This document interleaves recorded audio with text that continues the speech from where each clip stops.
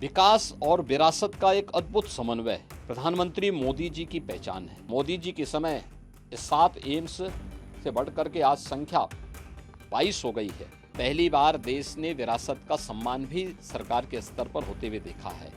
देश में इन दिनों चुनावी माहौल बना हुआ है। पहले चरण के मतदान के बाद सभी पार्टियां अब दूसरे चरण के मतदान की तैयारियों में जुटी हुई हैं। इसी कड़ी में उत्तर प्रदेश के मुख्यमंत्री योगी आदित्यनाथ ने कहा कि भारत दुनिया का सबसे बड़ा लोकतंत्र है। लोकतांत्रिक मूल्यों के साथ जनता की सेवा, उनके आकांक्षा के अनुरूप विकास के कार्य हो सके, ये पहली बार देश में देखने को मिला है। विकास और विरासत का अद्भुत समन्वय प्रधानमंत्री मोदी की पहचान है। आजादी के 70 वर्षों तक 2014 तक जितने हाईवे थे, उससे 2 गुना हाईवे का निर्माण पिछले 10 साल में हुआ है। और क्या कुछ कहा सीएम योगी ने, आप भी सुनिए। देखिए, भारत दुनिया का सबसे बड़ा लोकतंत्र है। लोकतांत्रिक मूल्यों के साथ जीते हुए जनता जनार्दन की सेवा और उनके आकांक्षा के अनुरूप विकास के कार्य हो सकें, ये पहली बार देश के अंदर देखने को मिला है।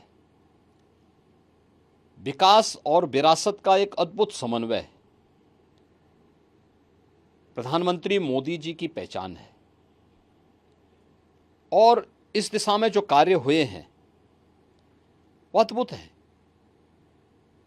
हम लोग जब जनता से इन मुद्दों पे चर्चा करते हैं तो पब्लिक का रिस्पांस भी इस बात को लेके आता है, देखने को मिलता है।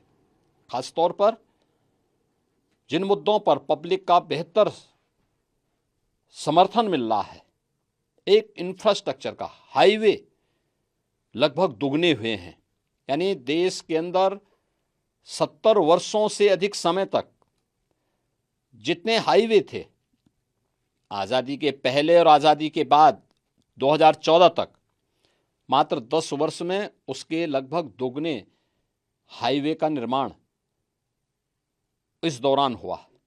एयरपोर्ट देश के अंदर 2014 तक मात्र 74 एयरपोर्ट थे, आज 150 से अधिक एयरपोर्ट हैं। एम्स, कांग्रेस के समय एक एम्स बना। सरदेव अटल जी ने अपने समय में 6 नए एम्स की स्थापना की आधारशिला रखी और मोदी जी के समय 7 एम्स से बढ़कर के आज संख्या 22 हो गई है। ऐसे ही IIT, IIM, IIIT, इन सब के विस्तार के लिए 1 डिस्ट्रिक्ट 1 मेडिकल कॉलेज, हर घर नल की योजना, ये विकास की एक नई गाथा और विकसित भारत की आधारशिला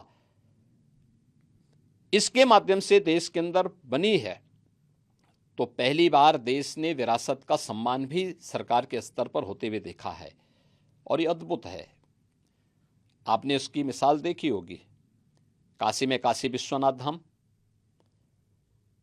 महाकाल में महालोक का निर्माण, उत्तराखंड में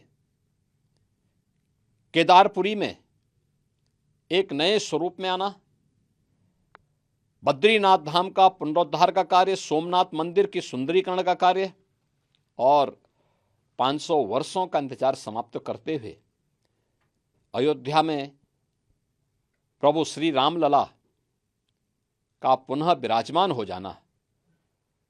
ये केवल विराजमान नहीं बल्कि इन सभी नगरियों की कायाकल्प भी हुई है।